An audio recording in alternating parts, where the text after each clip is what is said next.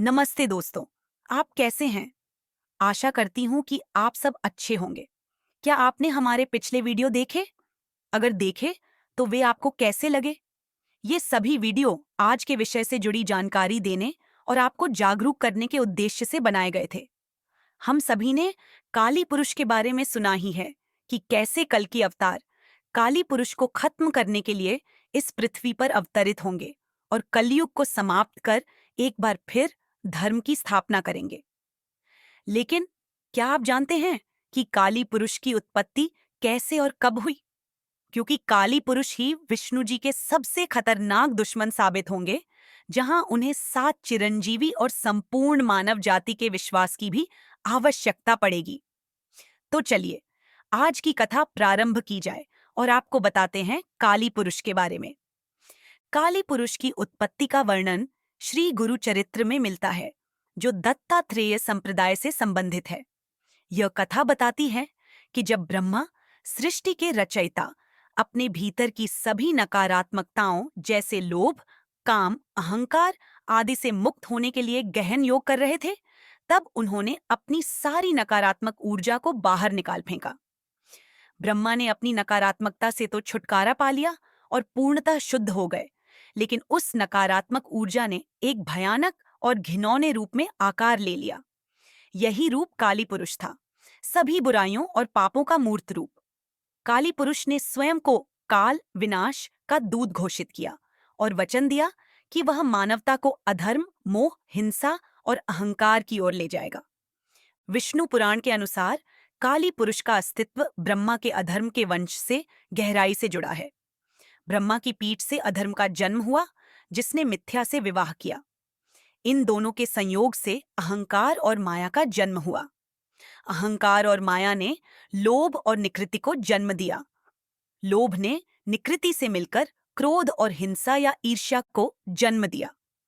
क्रोध और हिंसा के संयोग से काली पुरुष का जन्म हुआ, जिसने अपने पूर्वजों की सभी विनाशकारी प्रवृत्तियों को आत्मसात किया। युगों के साथ जब जब धर्म क्षीण हुआ और पाप बढ़ा, काली पुरुष और अधिक शक्तिशाली होता गया। 7 महापाप लोभ, क्रोध, मोह, अहंकार, ईर्ष्या, वासना और आलस्य काली पुरुष को शक्ति प्रदान करते हैं। धर्म के लगातार घटने और अधर्म के बढ़ने से काली पुरुष ने धीरे धीरे अपने भौतिक रूप को पुनः प्राप्त करना शुरू कर दिया। अब उसका भौतिक स्वरूप अत्यंत भयानक और डरावना है, जो अधर्म और विनाश का प्रतीक है। अन्य ग्रंथों में यह भी उल्लेख मिलता है कि काली पुरुष पिछले युगों से जीवित है। जब उसका भौतिक शरीर नष्ट हो गया, तब भी वह ऊर्जा के रूप में अस्तित्व में रहा। उसने समय समय पर अपनी उपस्थिति दर्ज कराई। जैसे त्रेता युग के अंत में उसने नल और उनकी पत्नी दमयंती के दाम्पत्य जीवन को बर्बाद करने के लिए देवताओं के साथ षड्यंत्र किया। इसी प्रकार द्वापर युग के अंत में उसने अर्जुन के पौत्र राजा परीक्षित से भेंट की, जहां उसने अपने छल और प्रभाव से राजा परीक्षित को श्रापित करवाने की साजिश रची। लोक कथाओं के अनुसार जब ब्रह्मा ने काली पुरुष को नष्ट करने का प्रयास किया, तो काली पुरुष बचकर वैकुंठ की ओर भागा। वहां वह विभिन्न युगों और आयामों में फंस गया। ब्रह्मा, जो स्वयं को काली पुरुष के निर्माण के लिए उत्तरदायी मानते थे, ने उसे ढूंढकर नष्ट करने का प्रस्ताव दिया। लेकिन भगवान विष्णु ने इसे अस्वीकार करते हुए समझाया कि काली पुरुष मानवता के लिए एक परीक्षा है। वह यह देखने का माध्यम है कि मनुष्य बिना किसी लाभ और देख-रेख के भी धर्म का पालन करने में सक्षम है या नहीं। काली पुरुष ने बहुत समय तक अत्यधिक गहरा दर्द और पीड़ा झेली। कई बार वह आयामों में भटकते हुए सब कुछ भूल जाता था और याद आने पर अपने अस्तित्व को समाप्त करना चाहता था। हालांकि ऐसी ही एक समय के दौरान वह समुद्र मंथन के समय में क्षीर सागर में फंस गया। समुद्र मंथन के दौरान उसने अमृत और हलाहल दोनों का स्वाद चखा। अमृत ने उसे अमर कर दिया, जबकि हलाहल ने उसे और अधिक विषैला और घातक शक्ति प्रदान की। इस सब के दौरान काली पुरुष ने भगवान विष्णु और उनके अवतारों के प्रति अत्यधिक घृणा और क्रोध विकसित कर लिया। ऊर्जा के रूप में वह युगों के दौरान यात्रा करता रहा, धर्म को कमजोर करता रहा और मानवता को विनाश की ओर ले जाने का प्रयास करता रहा। यह पूरी प्रक्रिया कलयुग में उसके चरमोत्कर्ष और भगवान विष्णु के अंतिम अवतार कल्कि के साथ अंतिम युद्ध की ओर इशारा करती है। जैसे कल्कि को सप्त चिरंजीवी और अन्य दिव्य शक्तियों का समर्थन प्राप्त होगा, वैसे ही काली पुरुष के लिए भी भविष्यवाणी की गई है कि उसके पास अपने समर्थक होंगे। इनमें सबसे प्रमुख और शक्तिशाली उसका सहयोगी अलक्ष्मी होगा। भविष्य में काली पुरुष की सबसे बड़ी मित्र अलक्ष्मी मानी गई है, जिनके साथ उनकी कई समानताएं हैं।